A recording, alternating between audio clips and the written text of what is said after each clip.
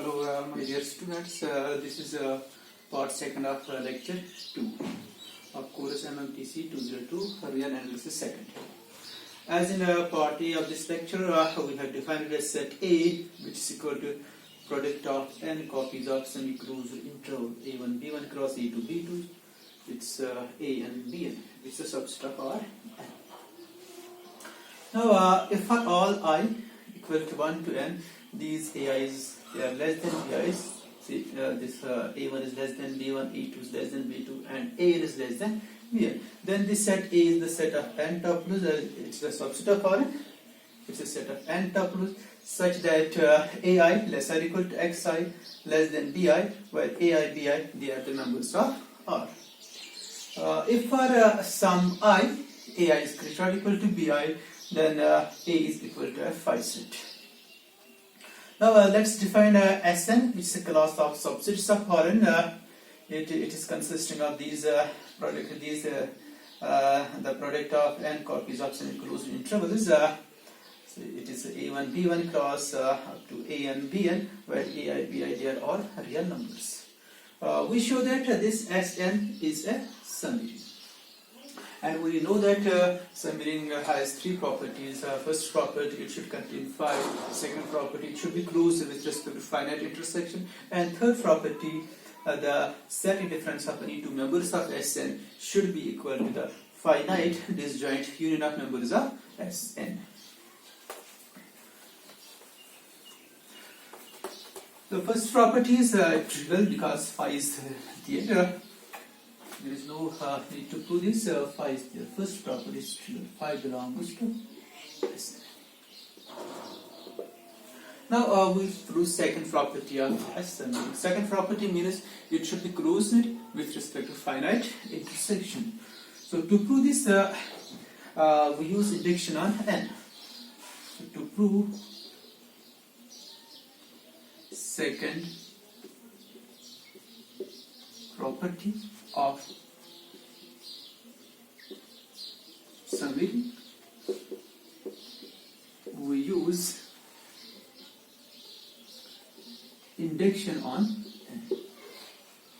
So for n equal to 1, then this S1 is equal to set of all semi-closed intervals, where A1 B1 they belong to R, and we have already shown that this S1 it's closed with respect to finite intersection. So the result is already done there. The result is already done. So next we assume that the result is true for n equal to k, that is Sk is closed with respect to finite intersection. So now we assume that the result is true for n equal to k. For n equal to k means that is Sk is closed with respect to finite intersection. Sk is closed with respect to finite intersection. We show that result is true for n equal to k plus 1. That means let's show that Sk plus 1 is closed with respect to finite intersection.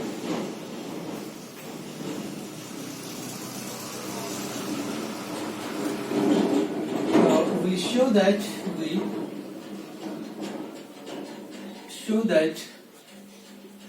Sk plus 1 is closed with respect to finite intersection. With respect to finite intersection. That means we choose any two members of Sk plus 1. We show that their intersection is also the member of Sk plus 1. So let's choose any two members. Let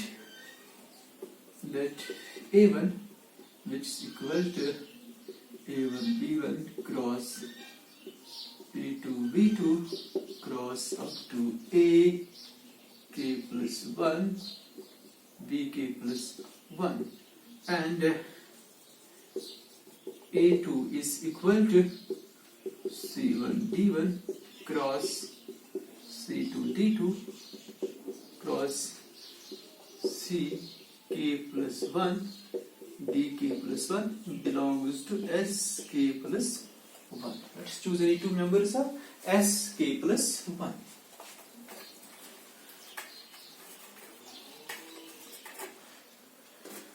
So we show that their intersection, A1 intersection A2 is also the number of SK plus 1. So we define A equal to A1 B1 cross A2 B2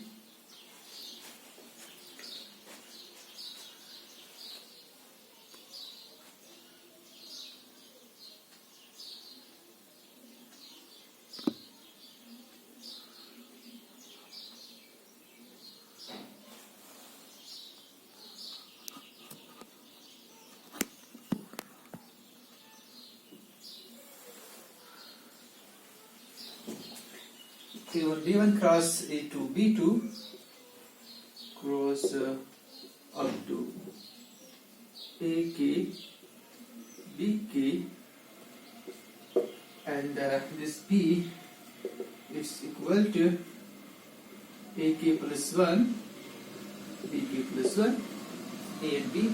Now we define C, which is equal to product of K copies of semi-closed intervals. It's equal to C1 G1 cross CK DK and D is equal to CK plus 1 DK plus 1. Now we find the intersection. Now A1 intersection A2, it's equal. What's A1? A1 is the product of K plus 1 copies of semi-closed interval. A is the product of K copies and B is the single copy of closed interval. So that means A1 is actually equal to A cross B. It's equal to A cross B intersection. A2 is C cross D, because C is the product of K copies and D is the single copy. So C cross D is the product of K plus 1 copies, which is A2. It is a C cross D. C cross D.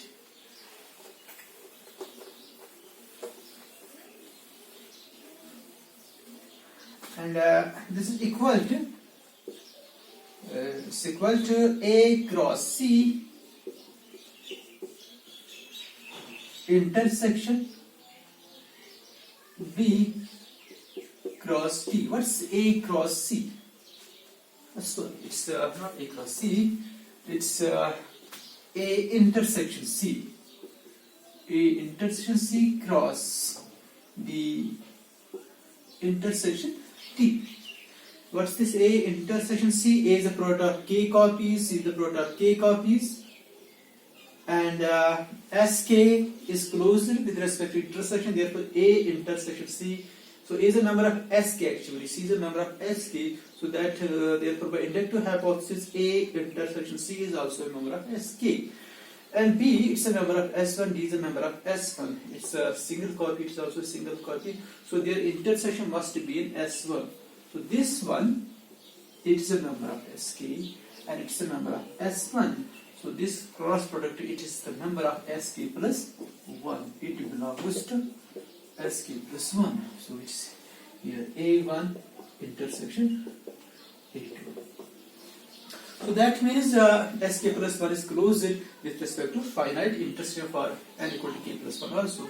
Therefore, by inductive hypothesis, Sn is closed with respect to finite intersection. Now we prove third property of semi.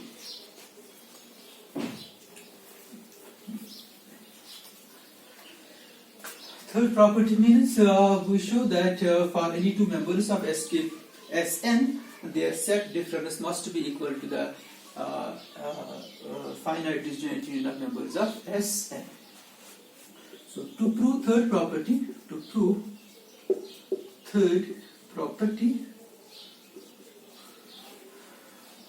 we make use of following identity for what's that identity for any sets A, B, C, D. A cross B set difference C cross D. This difference is equal to A minus C set difference cross B. It's a union with A intersection C cross B minus D. B minus D. So we prove first this identity. Then we apply this identity to prove the property third by choosing these sets A, B, C, D. By choosing suitably these four sets A, B, C, D.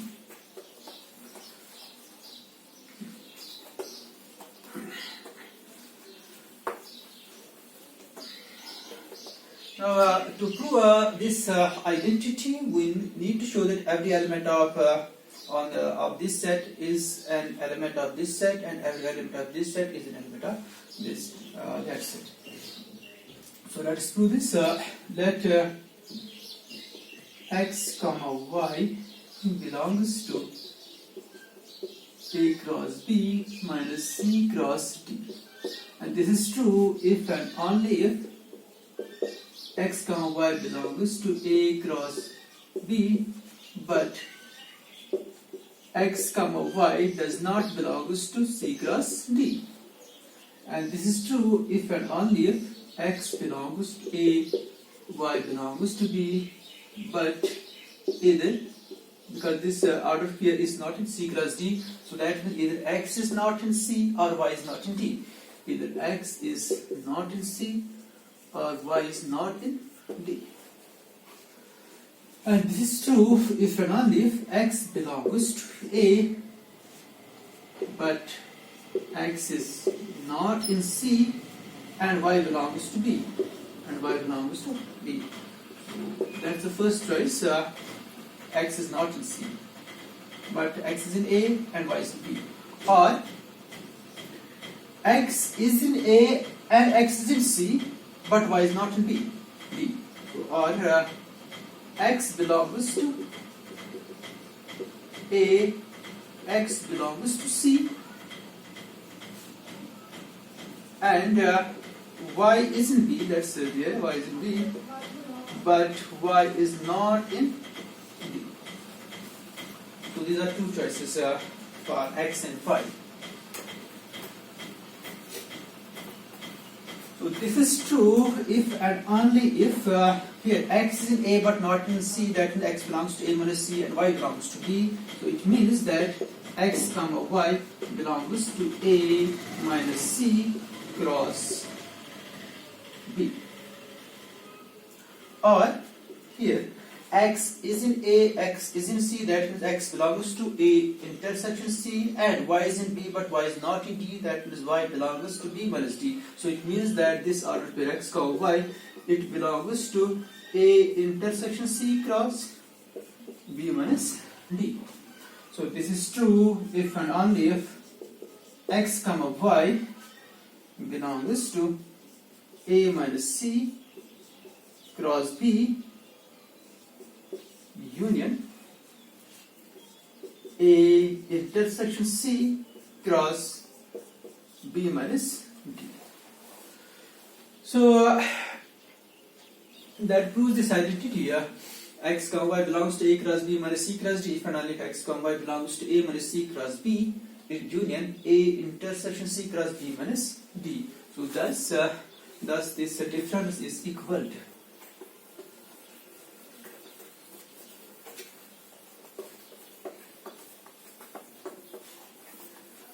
So thus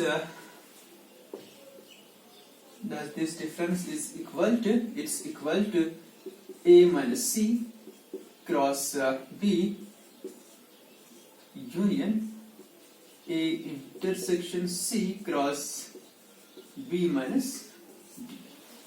And you can see that it's a disjoint union because these two sets are disjoint. A minus C and A intersection C, they are disjoint sets. So here we have an element in A but not in C, but here the element belongs to both A as well as C. Therefore these sets are, you can easily verify that they are disjoint. Now we prove third property. Now we show that Sn satisfies we name this identity as a star. Now we show that Sn satisfies the third property, of. So again here we use induction on n. We use induction on n. So for n equal to 1, we have S1, which is equal to, by definition, it's a class of semi-closed intervals, where these A1, B1, they are the members of them. And this is already done, that S1 satisfying the third property of semi-ring, because S1 is actually a semi-ring. So then it's already done. Then it is already. So next we assume that Sn satisfying the third property of subring for n equal to k. We show that Sn also satisfying the third property of subring for n equal to k plus 1. That's, we assume that Sk, suppose Sk satisfying the third property, we show that Sk plus 1 also satisfying the third property of the subring ring. But here we have to use this identity actually. I will not erase this.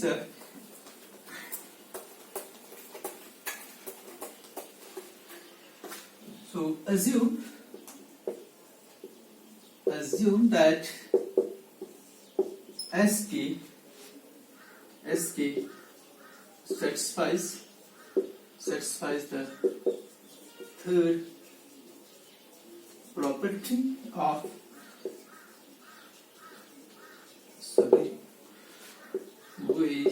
we show that Sk plus 1 also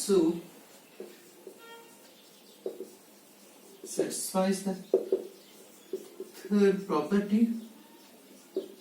third property of summary. We show that Sk plus 1 also satisfies the third property of semi. So for this we choose any two members of Sk plus 1. We show that their set difference can be written as finite disjoint union of members of Sk plus 1. So let's choose any two members. Let A1 comma A2 belongs to Sk plus 1. Then what's this A1? A1 and A2, they are actually product of k plus 1 copies of semi-closed interval. So A1 is equal to A1 B1 cross up to A k plus 1 bk plus 1, and this A2, it's again the product of k plus 1 copies of semi-closed interval. Okay. So now I write this A1 as a product of k copies of rectangles, these semi-closed intervals, and the single semi-closed interval. And here A2, I write this as product of k copies of semi-closed interval and the single copy. So let's write this A1 as let's write A1 as so let's write A1 as A cross B, and C1 as this was, it's not C1, A2 as C cross D, where where this A is the product of k copies, AK, BK, and B it's a single copy, that's the last one, k plus 1 copy, and the C it's the product of k copies, it's C1 D1 cross CK DK, and D that's the last copy, CK plus 1 DK plus 1.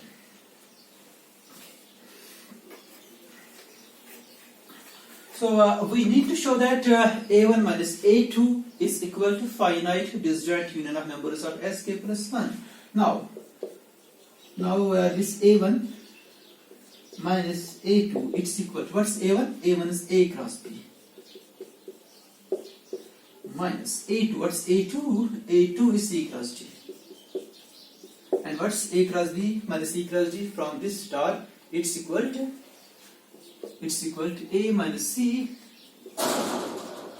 cross B, it's union with A intersection C cross B minus D by star. So now let's erase this identity here by star. So now look at this difference. It's A minus C.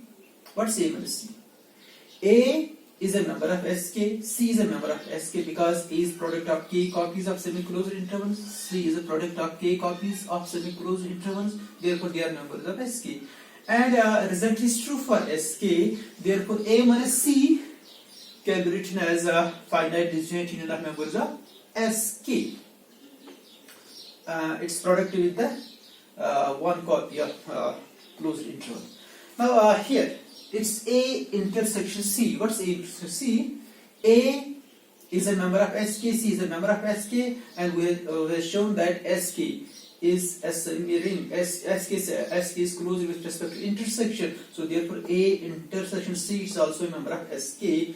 And look at this B minus D. B is a member of S1, D is a member of S1. It's the exact difference of these two members of S1, and result is true for S1. So therefore B minus D can be written as finite disjoint union of members of S1. So let's write it as it's equal to. So result is true for K, Sk, and they are members of Sk. So for this the difference can be written as C1 union C2 union Cm cross with B. Then again we have a union A intersection C as it is. It's A intersection C cross B minus D. It's a finite disjoint union of members of S1. Let's write it as say D1 union D2 so on union Dn. Where Ci's they are the members of Sk and Di's they are members of S1, and they are also pairwise disjoint. Ci intersection Cj is 5, Di intersection Dj is 5.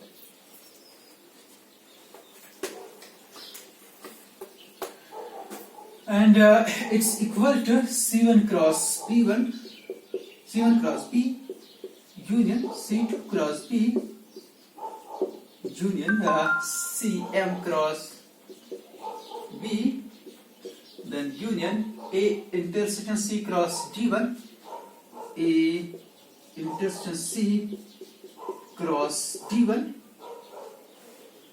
then union A intersection C cross D2, union A intersection C cross D. Now look at this union. They are all members of Sk plus 1. C1 is a member of Sk, B is a member of S1. So this cross product will be a member of Sk plus 1. It's also the member of Sk plus 1.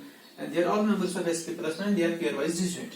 And also here A intersection C is a member of SK, D1 is a member of S1, therefore this product is a member of SK plus 1, and similarly this product is also is the member of SK plus 1, and this NF product, it is an NF product, it's also the member of SK plus 1. So each union, each set in this union is a member of SK plus 1. And these first M unions, they are pairwise disjoint, and these N unions, they are also pairwise disjoint. And these two sets are also pairwise disjoint. Therefore, all of these sets, they are pairwise disjoint. So that's let's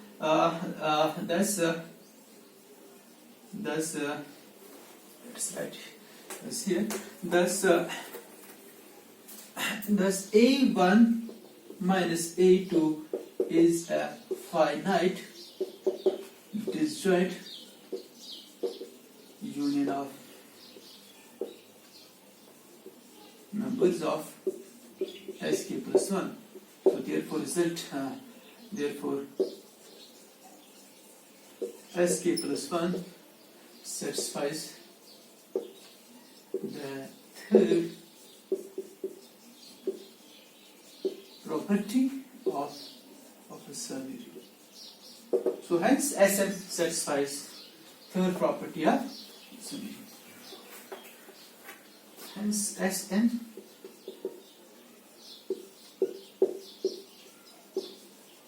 satisfies the third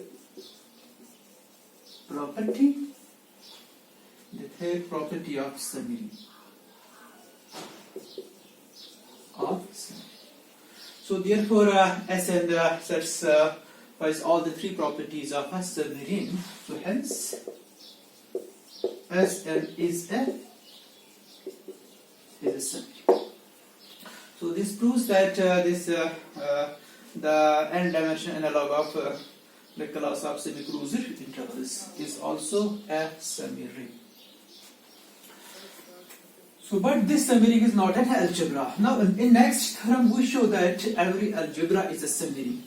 And in these examples, we have seen that summary need not be an algebra. But in next theorem, we see that every algebra is a summary. So let's write this theorem. Theorem 3. So for any algebra A, algebra means which contains both phi and x. It's a class of subset set X having following properties. Phi and x should be the member of that class, and it should be closed with respect to finite intersection, and it should be closed with respect to complementation. That's algebra. So for any algebra A, we have with the following properties. What's the first property? It's phi. First property, phi comma x belongs to A. Second property is this A is closed under finite union, and third property A is a summary. A is an algebra. We show that A is a summary. Every algebra is a summary. So what are the properties of algebra? So in definition, the properties of algebra are the following. It has three properties. We say the class of sets A is said to be an algebra if it satisfies the following property: phi belongs to A. Second property, it should be closed. That means if A, B belongs to A, then their intersection should be in A. And third property, if A is in A, then its complement should be in A. So it contains phi, it should be closed with respect to intersection, finite intersection, and it should be closed with respect to complementation. So now we show that we prove these. It satisfies also these three properties. That algebra. It satisfies these three properties. That's the definition of algebra, and these are its properties that we have to prove. Since by definition, since A is in algebra and by definition phi is in F, phi is in A, so phi belongs to A.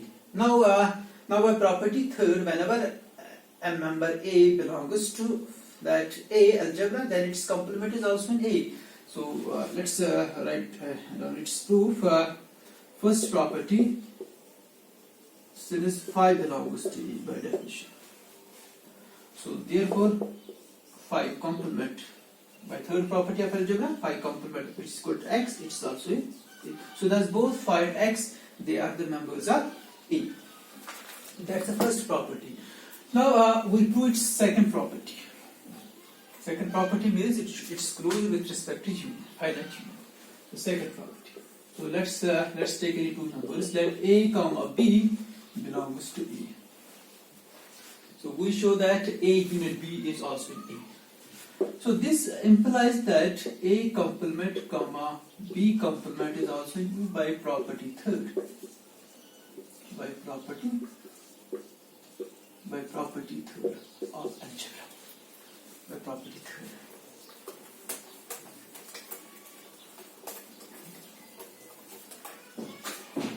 This implies since algebra is closed with respect to finite intersection, A complement is in algebra, B complement is in A, so their intersection is also is in A. A complement and B complement belongs to A. And by De Morgan's law, this is equal to A union B whole complement, it is in A. So this is by property 2. Property 2. Now this set A union B whole complement belongs to A, and again by property third, if any element belongs to A, any set belongs to A, then its complement is also in A. So this whole A union B complement belongs to A, therefore its complement is also in A. So but its complement is equal to A union B. A union B belongs to A. So whenever A B belongs to A, their union is also in A, therefore A is closed with respect to finite union. So next we will prove third property, that this A is a summary. It satisfies all the properties of summary. A is a summary has three properties. First property, phi should be there, it should be closed with respect to finite intersection, and any difference of any two members of A should be equal to the finite disjoint union of members of A. So first two properties, they are trivial, they are already there by definition of algebra. Phi is there, it's closed with respect to finite intersection. So we prove only third property. We prove only third property of summary. So let's take any two members of this. Let A comma B belongs to A. We have to show that A minus B can be written as finite disjoint union of members of A. So this implies A comma B complement, it also belongs to A, because B is in A, therefore B complement is in A by property third of algebra, because it is in algebra.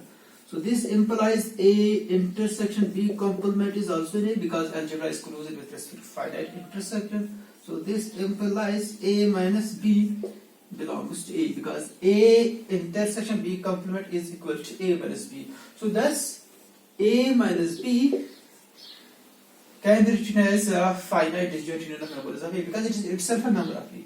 So we can write it as A minus B, say then union phi, so any number of times. So that means A minus B can be written as finite disjoint union of members of A. So hence A is a summary. So thus every algebra is a summary, but conversely is not true, that we have already discussed it in the previous lectures. So thank you.